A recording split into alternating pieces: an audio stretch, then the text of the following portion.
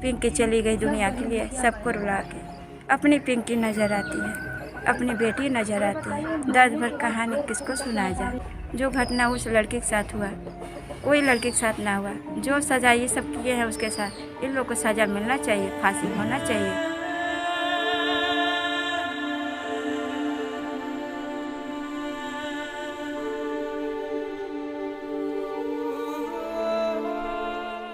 मेरा नाम मंजू देवी है।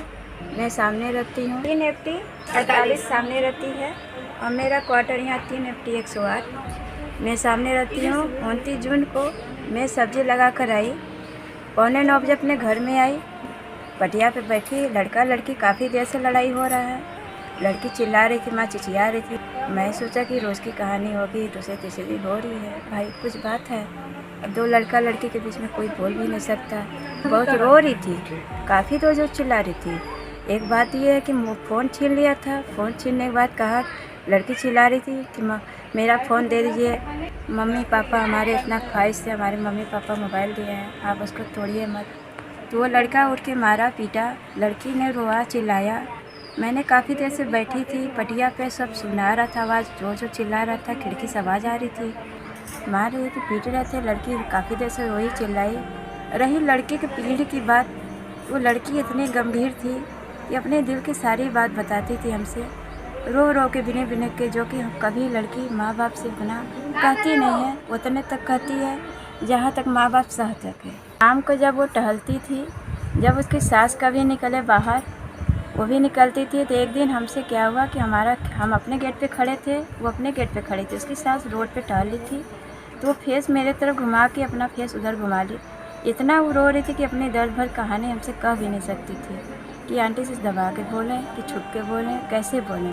फिर दोबारा यहाँ से गई तो वो लड़की निकल के मेरे पटिया पास बैठी। ये पटिया अभी ऐसा था, गिर गया है, वो डबल पटिया था। यहाँ पे एक पटिया फूट गई है, एक पटिया है। जब भी हम आते हैं तो इसी पटिया बैठते हैं। तो अच्छा तो हम अपना यहाँ पे बैठते थे, तो वो टहल रही थी, तो वो चली गई उधर। तो आके वो लड़की मेरे पास बैठी, तो वो कहानी हमसे वो बताई, आंटी जी हमारा ऐसा ससुराल मिला है जहाँ सुख नहीं है, हमको एकदम टॉर्चर किया जाता है। कहते हैं सब तुम्हारे माँ बाप से सामान भी सब टीना है, कबाड़ा है, इसके लिए तुम मत सहो। तुम इसके लिए अपने माँ बाप से कहो, अपने कानून का सहारा लो, वो तुम्हारे रक्षा करेंगे। मगर लड़की हमारी चली अंदर गई। फिर उसके लड़की कहने लगी कि तुम क्या करी थी उस औरत से, सामने वाले से। तो वो कही लड़की कि हम टॉमी से बहुत लगाव हो गया आंटी, बहुत प्यार करते हैं। कुत्ता मेरा यहाँ टॉमी छोटा सा था, 2 साल का था, और इतना वो लगाव थी, उसको कोरा में खिलाती थी। उससे इससे लगाव था कि घर में जब बोर हो जाती थी, टीवी नहीं लगवाया, टीवी भी नहीं चला। जी उसको टीवी लगवाना था, टीवी तो लगवा दी, रामगढ़ से उनके घर से किसी से बुलवा के, मनेकर वाला जो भी कोई हो। लगवाने के बाद उसे कह रही है एक पैसा मांग के दो अपने माँ बाप से। तो माँ उसको टॉर्चर किया गया, बोला गया। फिर 2 दिन के अंदर उसके माँ बाप को फ़ोन किया गया लड़की की कि आपने टीवी लगवा दिया, पैसा नहीं, इन लोग के पास पैसा नहीं है। माँ बेचारी 1000 रुपया वहाँ से उसका मजूरी भेजी, पैसा दिया, लगवाई, फिर भी लड़की को कोई सुख नहीं। हम लोग जब हमारे बच्चे थे चले जाते सब्ज़ी लगाने, हमारे बच्चे से शाम को बाहर निकल के हमारे बच्चे और गेट पर से ही हंसते बोलते थे, दोनों घुल मिल के खेलते थे। जैसे हमारी बच्ची 17 साल की, वैसे वो भी 2-3 साल बड़ी थी। और जैसे बचपना उसमें दोनों इतना लगाव था, जैसा लगता है कलेजा निकला कि जैसे मेरी बच्ची नज़र आ रही है। वो मैं भी तबीयत ख़राब है, मैं भी बीमार पड़ गई। नहीं जानते थे कि लड़की का इतना बड़ा हादसा हो जाएगा। इतना जोर जोर हंसती थी, खेलती थी, बोलती थी।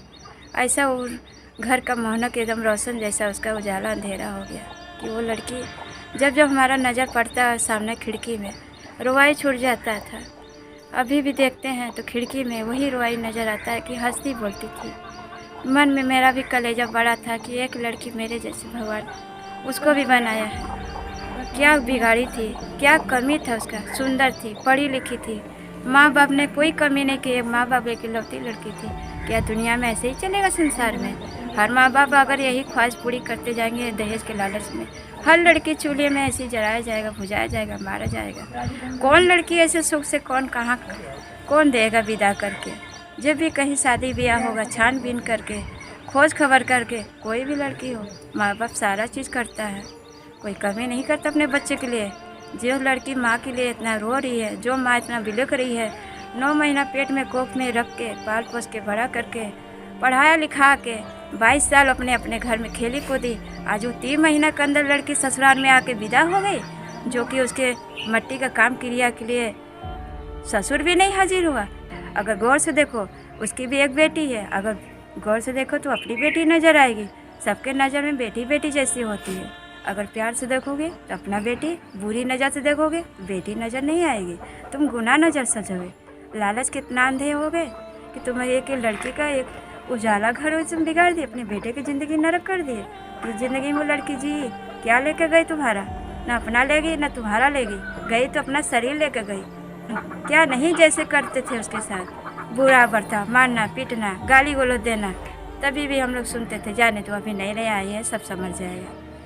ये सब माहौल में होता रहता है ससुराल में। उनकी बुआ को भी छोड़ाया गया, जिस दिन से शादी तय हो गया उसी दिन से उस लड़के से माँ बाप सब उसके सब रिश्ता बुआ से तोड़ा दिया, उसके बच्चे से रिश्ता नहीं जोड़ा गया। बेटी अब मर गई, अब उसका कहानी कहाँ है। अब बुआ रो रही है, दरवाजे पे 10 चक्कर आ रही है, जा रही है, दरवाजा खिड़की देख रही है, दरवाज़ा देख रही है कि मेरी पिंकी नज़र आ जाए सीने से। पिंकी चली गई दुनिया के लिए, सबको रुला के। अपनी पिंकी नज़र आती है, अपनी बेटी नज़र आती है। दर्द भर कहानी किसको सुनाया जाए। जो घटना उस लड़के के साथ हुआ वही लड़के के साथ ना हुआ। जो सज़ा ये सब किए हैं उसके साथ, इन लोगों को सज़ा मिलना चाहिए, फांसी होना चाहिए। लड़की का आत्मा का संतोषी के लिए उसको इन लोग को कर्म का सज़ा ज़रूर दीजिए। कानून से हम यही विनती मानते हैं। मैं भी एक लड़की हूँ, मैं भी बहू बन के आई हूँ, मेरी भी बेटी है, हम भी कहीं शादी करेंगे। अगर ऐसे ही सिलसिला चलता रहेगा देश दुनिया में तो हर लड़की हर बहू इसी तरह मर जाएगी। यही वो घर है जो पिंकी सामने रहती थी। उसका उजाला चेहरा खिड़की से चमकता था कि पिंकी देख रही है बेचारी। हम लोग से इतना लगाव था कि हम लोग एकदम बेटी की तरह उसको मानते थे। हम नहीं जानते थे, चोरी छुपे बेचारी हम लोग से दुख कहानी बताती थी। मुझे नहीं मालूम था कि इतना हथियारें निकल जाएगी, अपने बहू को इस तरह मार देगी। हमारा नाम मणिशंकर पाठक, लड़की के फूफा हैं। इनके आवास से थोड़ा सा दूर पर ही हम रहते हैं। 18 फरवरी 2022 को शुभम त्रिपाठी की शादी पन्नूगंज थाना भुतौलिया रामेश्वर चौबे के यहाँ पिंकी से तय हुई और शादी के 4 महीने के अंदर ही 29 जून को लड़की के घर से फ़ोन आया कि आप लोग उनके रत्नावली के आवास पर जाइए, हमारी बेटी की हालत बहुत गंभीर है, उसको मार डालेंगे सब। हम लोगों ने जब वहाँ से हमारी पत्नी, हमारी बेटी, हमारा छोटा वाला लड़का जब 3/48 पर हम लोग पहुँचे तो दरवाज़ा खुलवाने की कोशिश पूरी किए, लेकिन ये दरवाज़ा खोल नहीं रही थी। 20 मिनट तक दरवाजे पर, 20 मिनट के बाद इन्होंने दरवाज़ा खोला तो हम लोग अंदर प्रवेश किए। प्रवेश करने के बाद जब अंदर गए तो पिंकी की हालात उल्टी कर रही थी, चिल्ला रही थी कि फूफा जी, फूआ जी, हमारी जान बचा लो, हमारे पति और सास ने हमको जहर पिला दिया है। हम सारे लोग ये चाहते हैं कि हिंदुस्तान में जितनी कड़ी से कड़ी सज़ाएँ हो, जितनी कड़ी से कड़ी सज़ाएँ हो, इनको वो सज़ा मिलनी चाहिए। इन लोगों ने निर्मम हत्या किया है, इसका पूरी समाज ये मांग कर रही है कि इनको कड़ी से कड़ी सज़ाएँ, फांसी की सज़ाएँ इनको मिलनी चाहिए, जिससे बच्ची को न्याय मिल सके।